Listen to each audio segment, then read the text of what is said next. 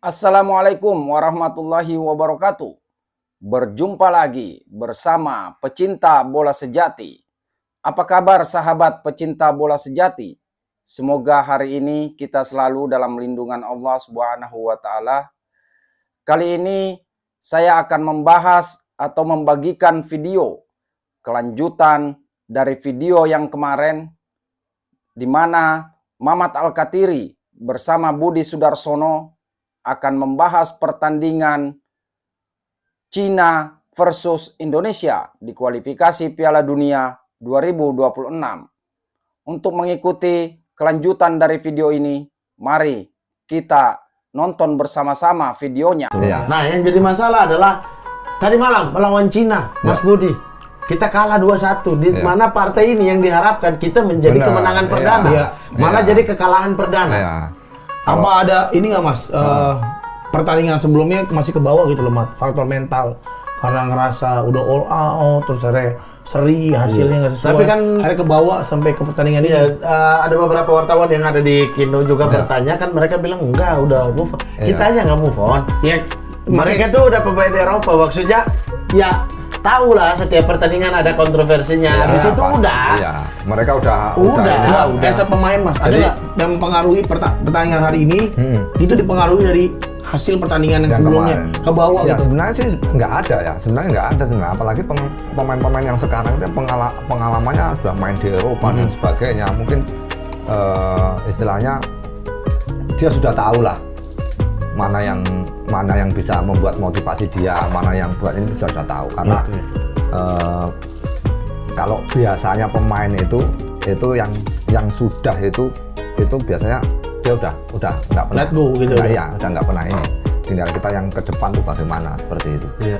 Nah, kalau dibilang Bahrain tidak berubah, Cina nih ya so-so lah. Tapi dari dulu kita selalu bisa menghandle gitu loh. Main waktu saya masih ingat kualifikasi Piala Dunia di sini kita 1-1, di sana juga 2-1. Iya. Kita kalah 2-1. Kalah 2-1 kan. Gol bos yang dari luar kotak penalti, tahu nggak?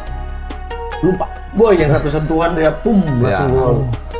Jadi emang sepak bola seperti itu ya. Sepak bola itu hitung-hitungan kertas itu menang, tapi belum tentu kita menang. Belum tentu, gitu. Apalagi ini sekelas yang masuk di round ketiga ini sudah negara-negara menurut saya juga semuanya berat. Jangan dianggap Indonesia pun walaupun kita rankingnya di bawah, menurut mereka sudah berat. Karena kita sudah masuk ke situ tuh udah satu perjuangan, ya istilahnya punya kemampuan, bukan kita nggak punya kemampuan. Gitu. Iya, betul, kan betul. Gitu. Dan Mas Budi, pertandingan tadi malam itu kan Cina bermain defense, defense, akurasi passing juga nggak ada. Mengandalkan counter attack berarti. Iya, counter attack Satu gol pertama itu adalah dari kesalahan pemain kita Sein untuk mengontrol bola diharapin keluar, tapi dia lupa kaki pemain Cina kan panjang-panjang kan. Kungfu nih, tiba-tiba kaki naik, bola dikembalikan ke kotak penalti, di shooting gol. Nah, itu kan kesalahan penjagaan lah. Gol kedua juga dari Ivar yang buru-buru ke atas passingnya. Ragnar belum siap, ditambah dengan 2 orang mengepung Ragnar, bola lepas. Bola jatuh di kaki striker Cina, dia oper ke striker Cina yang lainnya, langsung ditendang gol, 2 sentuhan saja. Jadi benar-benar counter attack, tapi semua pemain dia tumpuk di belakang. Menghadapi tim kayak begini tuh, apakah udah pas nih? Banyak orang bilang ST salah strategi. Apakah sudah pas kita cuma memakai 2 gelandang? Udah pas belum Mas Budi melihat ya? Jadi kalau dilihat kayak kesalahan Sen itu ya, mungkin Sen nggak tahu belum pernah nonton film ini ya, apa namanya? Kungfu Hustle. Yang main bola itu. Shaolin Soccer. Belum tahu. Orang Cina bisa begini ya. Saya kira saya pencau. Iya. Kalau kemarin ini harusnya dia nonton dulu Shaolin Soccer gimana kan gitu, supaya dia agak jadi yang pasti aja lah, kita cari yang pasti. Kemarin kan dia nggak cari kira-kira dia out, akhirnya dia tutup badan, tahu-tahu kakinya pemain Cina dia dapat untuk ini. Padahal belum out juga emang belum out. Dan cek VAR belum out. Iya, belum out itu kan kayak gitu. Jadi emang dulu Indonesia pernah main seperti itu. Jadi ketika kita main dengan mengandalkan counter attack itu biasanya kita itu lihat pemain lawan untuk bikin kesalahan. Oh. Seperti itu. Jadi kita yang seperti Cina. Iya. Iya, seperti Nunggu dulu kesalahan yang lawan. Kasih passing rendah. Iya, biasanya tidak begitu. pegang bola. Iya, seperti itu. Tapi bola dapat Iya, harus langsung. depan. Nah, saya pernah ingat kalau nggak salah dulu Liga Champion. Asia. Bukan, Liga Champion Eropa. Eropa. Kalau nggak Oke. salah Chelsea lawan Barcelona. Ya, Tahu Torres. sendiri. Iya, Ya, lewat iya, dia. kan? Ya. Itu hampir rata-rata sekarang begitu. Jadi model-model taktik apapun, kayak semisal kita parkir bus lah istilahnya gitu. Iya.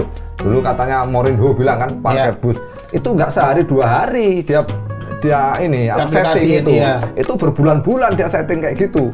Apalagi Transisi. Iya, Iya, karena itu membutuhkan kecepatan, membutukan apa namanya? Akurasi akurasi passing. passing. Nah, kalau kita akurasi passingnya kita nggak pas juga counter attack juga Gagal. gagal kan gitu. Iya. Makanya Dapatnya capek doang. tuh. iya, dulu pernah kita seperti itu. Nah, sekarang berubah kan? Yang kemarin semalam itu kan berubah. Cina yang defend, kita yang menyerang kan. Nah, itu biasanya begitu. Makanya untuk mendobrak apa namanya? Yang Low blocknya. low blocknya itu apa bertahannya yang di belakang itu biasanya yang pertama kita main simple di belakang, Iya. main simple. Setelah di depan kita ada akselerasi. Itu yang bisa mendobrak emang Untuk menarik pemain-pemain iya, lawan ya. untuk menarik pemain lawan. Nah, terus agak apa namanya perpindahan bola. Iya. Perpindahan bola itu yang harus dilakukan cepat. STI di babak kedua kan. Iya. Perpindahan bola Perpindahan dari kiri bola ke harus kanan. ke kiri ke kanan. Iya, Itu harus cepat. tapi- Nah, setelah itu harus ada action. Betul. Gitu, betul. harus ada action karena itu Iya. yang mendobrak itu. Iya. Mendobrak pertahanan yang kuat itu seperti itu. Iya, jadi Gitu. ya yang tadi malam ya, kalau saya lihat babak kedua terutama Iya. nih, ketika bola di kiri dipindahin ke kanan. Nah, yang ini yang bertumpuk di kanan pemain-pemain kita itu tidak cepat untuk pindah ke sini. Nah. Jadi gelandang ini cuma 2, Iya. dia nggak bisa geser ke sana. Opsi passing nggak ada, back pass lagi ke pass lagi. belakang, Nah. atur ulang gitu-gitu. Nah, itu. Sementara kayak di babak pertama itu si Sintayong mungkin ya menginstruksikan untuk haram crossing. Haram crossing. Ya, Jadi kita ya. harus masuk tektok dengan Ya, ya. pemain yang di dalam Ya. untuk sampai ke kotak penalti karena hampir tidak ada crossing dan tidak ada orang di kotak penalti. Karena strike kan turun jemput bola ke Ya, bawah jadi ya, tembok ya. gitu. Tidak ada orang di kotak penalti juga. Dan juga Cina juga bukan cuman low block, dia juga tahu siapa pemain kunci kita yang Iya. pintar ngelakuin akselerasi, Iya, iya. dijaganya bisa 2-3 orang. Berhasil itu baru di 20 sampai 10 menit terakhir itu baru berhasil ketika Tom Haye dipindahin jadi di playing. Iya. Oh. Jadi satu-satunya di playing, dia di belakang. Playmaker ya. Playmaker. Ya. Nah, dia turun tuh, itu baru dia bisa geser-geser. Calvin dipindahin ke posisi aslinya. Iya. Nah, jadi orang bilang tadi malam adalah Iya. fatal taktiknya Fatal taktik ya. Strateginya STI salah. ya. Iya. Iya. Sebenarnya kalau- Tapi kan tidak masalah kan kalau Iya, pelatih sebenarnya kalau- salah menganalisa match itu biasa kan? Itu biasa. Makanya kadang begini, kalau di kita ini ketika kita kalah itu bermunculan pelatih-pelatih yang dunia, kelas dunia. Iya. Maksudnya kelas dunia yang itu cuma lihat tampang. Iya. Yang cuma Karena dia lihat lihat di situ saat pemainnya karena dia lihat menang dan kalah doang. Iya. Jadi Iya. nggak tahu bagaimana keadaannya seperti apa kan gitu. Terus pemain tuh kondisinya seperti apa. Iya. Kita belum tahu juga di dia situ. mungkin bahkan kalian tidak pernah tahu bahwa itu tuh instruksi Ya. ataukah inisiatif Oh, iya, pemain benar. gitu. Kalau kita sudah di lapangan itu instruksi. Instruksi semua ya. Semuanya instruksi. Iya. Ah. Kalau tidak ikutin instruksi Oh iya, dikeluarin kan? pasti diganti. Dikeluarin. Pasti Iya. diganti. Kan gitu. Asnawi dipertahankan 80 menit, nggak Iya. masuk akal kalau dia Nggak, kayak gitu. iya. Instruksi. Nggak mungkin kalau nggak ini. Kalau nggak sesuai instruksi pelatih, mungkin dikeluarin. Nah, yang bisa Orang cuma lihat line up sekarang. benar, yang bisa baca itu kan pelatih. Pemain itu kan hanya kalau dikira pelatih itu wayang. Yang menggerakkan adalah dalang. Ya, gitu dalang kan. itu pelatih. Dalang itu pelatih, seperti itu. Bukan nanti ketika apa namanya wayangnya itu apa judulnya ini dia Main judulnya sendiri. main sendiri lambe depan itu. Iya, iya. Ini yang Itu. banyak orang nggak sadar, Mas. Orang Iya. taunya saat pemain bola di lapangan itu ya itu mah maunya pemain aja. Iya, itu. Iya, oh pemain begini, itu mah maunya emang dia itu kalau kelasnya Van Game begitu. Iya, dan selalu pakai seandainya. Seandainya tidak merubah formasi line up. Ya. Itu di situ tetap si ini, tetap sini. Iya. Ya kalau opsi passingnya tetap nggak ada ya gimana? Ya siapapun di situ. Nah sementara kita nggak punya lagi pemain tipikal ular piton yang bisa Yakob yang kita punya satu-satunya di skuad yang biasa dibawa STY udah 2 kali FIFA Matchday cedera. Jadi tidak dibawa. Biasanya kan Yance tuh ketika butuh deadlock di sayap-sayap, Yance masuk tuh akselerasi. Itu butuh itu ketika kita istilahnya nyerang dari segi apa kita susah. Di situ kita butuhnya itu sama biasanya set piece. Ya, itu Arhan lah masuk itulah. Itu termasuk set piece, itu kan set piece itu biasanya begitu. Ketika kita open play kita agak mentok, set piece biasanya untuk ininya, untuk apa selanjutnya, untuk mendobrak itu, supaya serangan kita agak optimal lah seperti itu. Nah ini yang nggak masuk akal ini ya, sumpah ini aku kesel banget tuh. Buktinya buktinya siapa? Asnawi jelek adalah pembandingnya.